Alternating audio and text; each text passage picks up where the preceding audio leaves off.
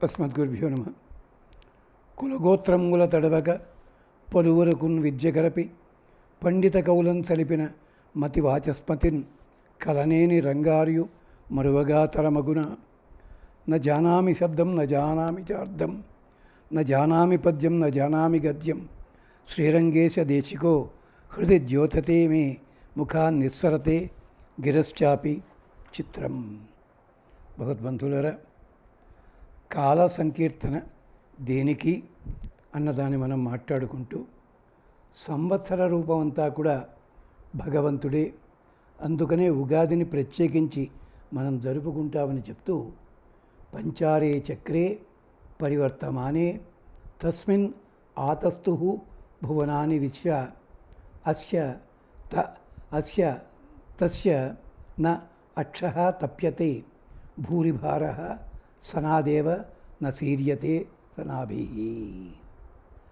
మనం కాలము, దేశము, గోత్రము వీటి మీద పెద్ద లక్ష్య పెట్టం. కానీ వేదంలో ఇన్నిటి గురించి ఇన్ని వందల సార్లు ఎందుకు చెప్పాలి? కనీసం వాటిలో ఒక్కటేనా తెలుసుకున్నట్టయితే మనకి క్షేమం కలుగుతుంది అని చెప్పి, అది విశేషం అన్నమాట. పంచారే చక్రే పరివర్తమానే, 5 ఆకులు కలిగినది అంటే 5 ఋతువులు అని చెప్పి. నిజానికి 6 ఋతువులు, కానీ గ్రీష్మ హేమంతువులు 2 కలిపి ఒకటిగా చెప్తారు సాంప్రదాయంలో. 6 ఋతువులు చక్రే, సంవత్సరమే చక్రంగా ఉంటుంది. పరివర్తమానే, గుండ్రంగా తిరుగుతుంటుంది. ఎలాగా?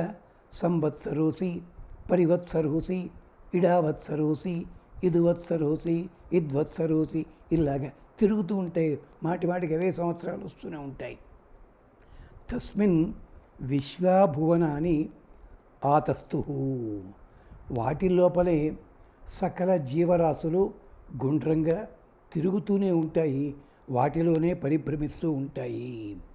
తస్య అక్షః భూరిభారః, దాని మూలం ఉందే పరమాత్మతత్వం ఈ మొత్తం భారాన్నంతా కూడా వహిస్తుంది.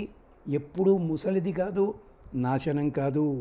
న తప్యతే సనాతనః, ఎప్పుడూ కూడా పీడింపబడదు, అంతేకాదు చిరకాలముగా ఉంటుంటుంది అది. సనాభి, ఒకటే నాభిని ఆశ్రయించి ఉంటారు వీళ్ళందరూ కూడా. నశీర్యతే అంటే ఎవ్వడూ కూడా కాలాన్ని తప్పించుకోలేడు. కాలాన్ని నేను పట్టుకుంటా అన్నాడు ఒక ఆయన. నా ముందు శూన్యం, నా తర్వాత శూన్యం, నేనే గొప్ప అన్నాడు. ఏమయ్యారు వాళ్ళందరూ? అదే మనకి బలిచక్రవర్తి కథ లోపల వస్తుంది. కారే రాజులు రాజ్యములు గలగరే గర్వోన్నతించదు వారు ఏమయ్యారు? కాలం కలిసిపోయారు వాళ్ళు, కాలం మాత్రమే మిగిలిపోయింది. అందుకని భగవంతుడు ఎప్పుడూ కూడా స్థిరమైన వాడు, రక్షించేవాడు. ఇంద్రో అంగ మహద్భయం అభిసత్ సహి అపచ్యుచవత్ సహి స్థిర విచక్షణి. ఆయన జన్మరహస్యం ఆయనకే తెలుసును. ఇంద్రుడు అంగ మహద్భయం, మహత్ అభీషత్ అధికమైన గొప్పదైన భయకారణాన్ని కూడా అపచ్యుచ్చవత్ తొలగిస్తాడు. సహస్థిర విచర్షణి ద్రష్ట, అలాంటివాడు గనక అలాంటి మహానుభావుని గొప్పతనాన్ని కాలం మనకి తెలియజేస్తోంది. అంచేతనే ఆ కాలం గొప్పతనం ఏమిటి మళ్ళీ చెప్తున్నాం. సప్త యుంజంతి రథం ఏకచక్రం ఏకః అశ్వం వహతి సప్తనామా. ఒకటే గుర్రం ఉంది, ఒకటే చక్రము, ఆ గుర్రము కూడా ఒకటే సప్తనామ. కానీ మనం 7 గుర్రాలను చెప్పుకుంటాం మనం. త్రినాభి చక్రం, 3 నాభులు కలిగిన చక్రము. ఒక చక్రానికి 1 నాభి ఉంటే చాలు, కానీ ఇక్కడ 3 నాభులు. ఇప్పుడు కొత్తగా వచ్చే వెహికల్స్కి 3 యాక్సిల్స్ ఉన్న ఒకటే చక్రం కూడా పెడుతున్నారు. ఉంది జర్మనీలో ఇప్పుడు ఉంది. అలాంటిది త్రినాభి చక్రం అజరం అనర్వం యత్ర ఇమా విశ్వ భువనాని అతస్థు. ఇవన్నీ కూడా అలాగే నిలబడతాయ్యా.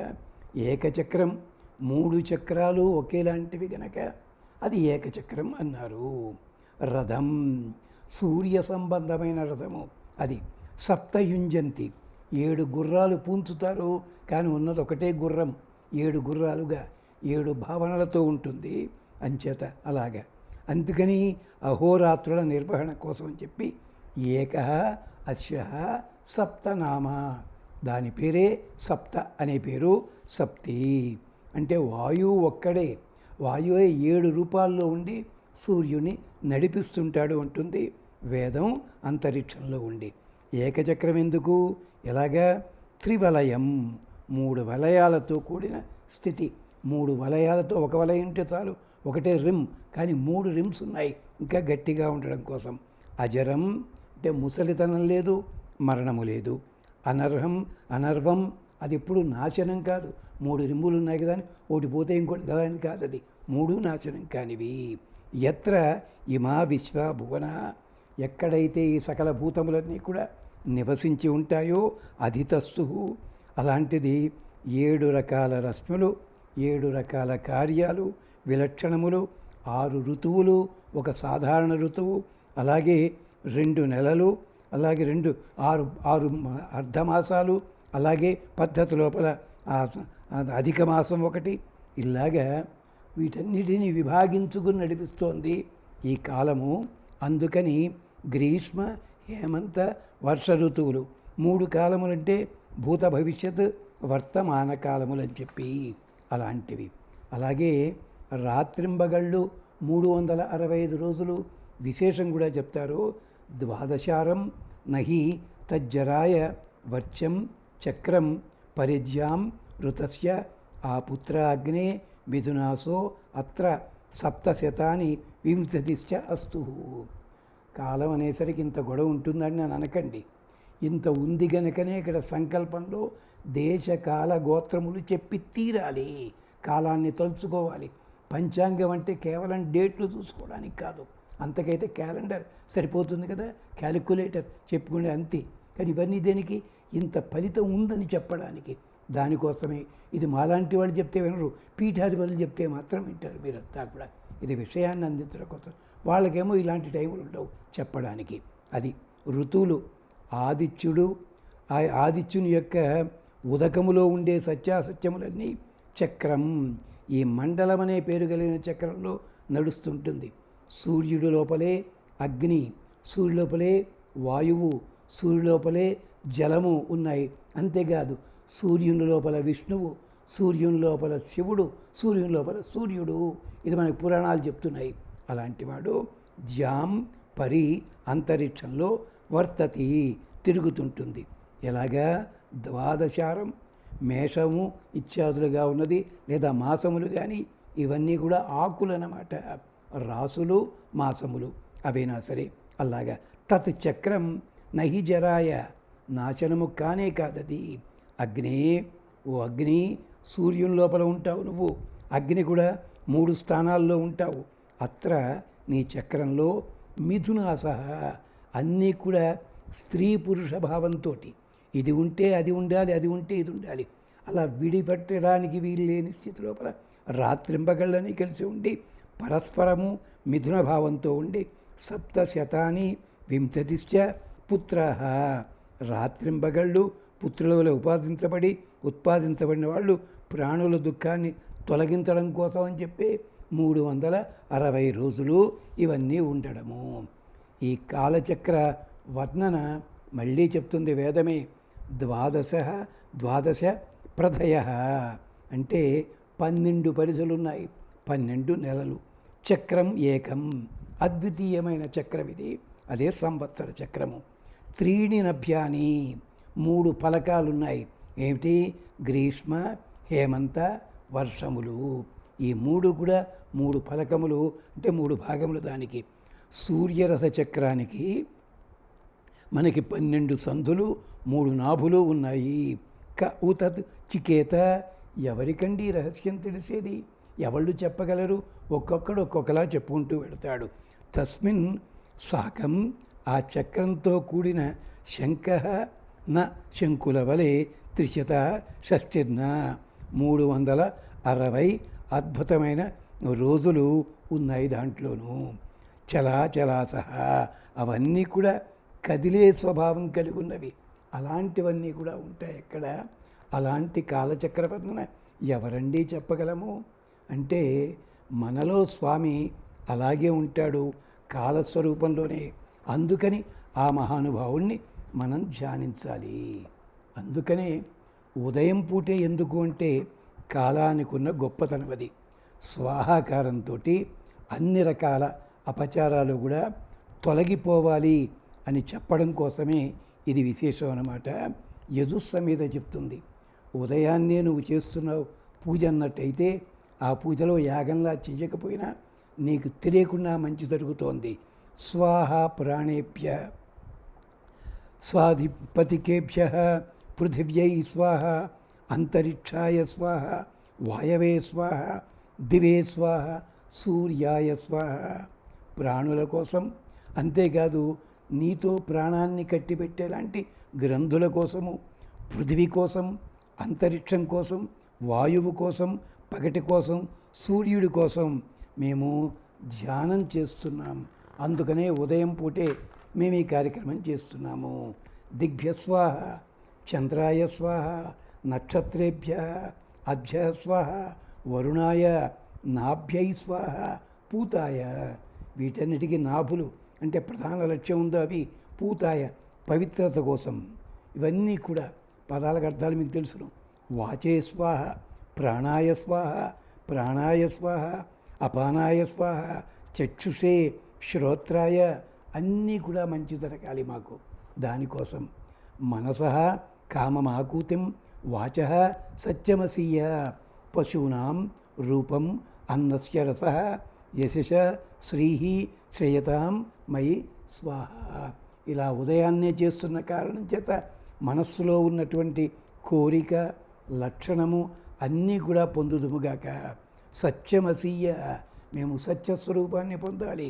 పశూనాం రూపం అన్నస్య, పశువులతోటి అంటే అశ్వములతోటి ఇలాంటి వాటితోటి, రూపం అంటే దర్శించగలిగిన అన్నము, భోగములు, భోజనము రెండు కూడా. ఇవన్నీ రసో యశ శ్రియ ఇవన్నీ కూడా నన్ను ఆశ్రయించి ఉండాలి, నా పరివారంతో సహా ఉండాలి, అల్లా జరగాలి నాకు అంటూ ప్రార్థన చేస్తాం. ఇక్కడ మంత్రంలో వేరే కార్యక్రమాలు ఉంటాయి యజ్ఞంలో, అంటే దానికంటే ముందు అర్థరార్థం చెప్తున్నాం ఇక్కడ.